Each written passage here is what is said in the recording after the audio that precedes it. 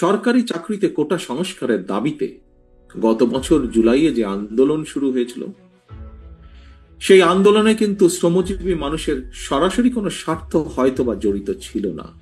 কারণ তারা কোনো সরকারি চাকরির আশা করেননি।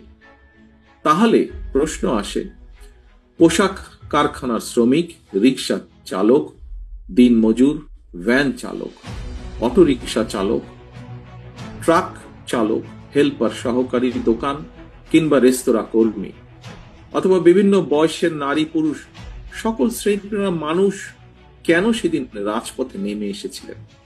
একজন রাজনীতিবিদ হিসাবে, একজন রাজনৈতিক কর্মী হিসাবে আমি একটি কারণ খুঁজে পাই।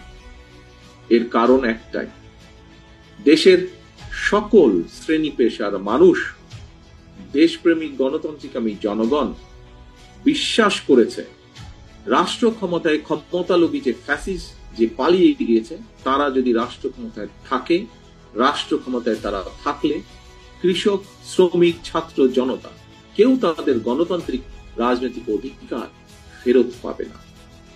কারোরই কোনো ন্যায্য দাবি আদায় হবে না।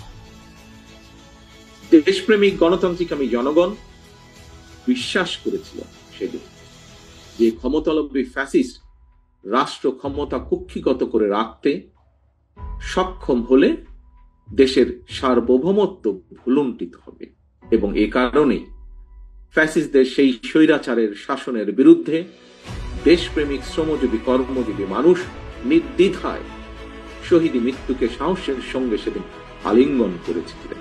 সুতরাং সম্মানের সঙ্গে আমাদের স্মরণ করা দরকার, স্মরণ রাখা দরকার, স্রেফ একটি সরকারি চাকরি পাওয়ার আশায় শ্রমজীবী কর্মজীবী মানুষ রাজপথে জীবন উৎসর্গ করেননি সেদিন। এই জনগণ একটি ইনসাফ ভিত্তিক গণতান্ত্রিক মানবিক রাষ্ট্র প্রতিষ্ঠার স্বপ্ন নিয়ে, আকাঙ্ক্ষা নিয়ে রাজপথে নেমে এসেছিলেন। ফ্যাসিবাদ হটিয়ে রাষ্ট্র রাজনীতিতে জনগণের আইনের অধিকার, জনগণের অধিকার প্রতিষ্ঠার আশায়, নিজেদের অধিকার প্রতিষ্ঠার আশায় আত্মত্যাগ করেছিলেন।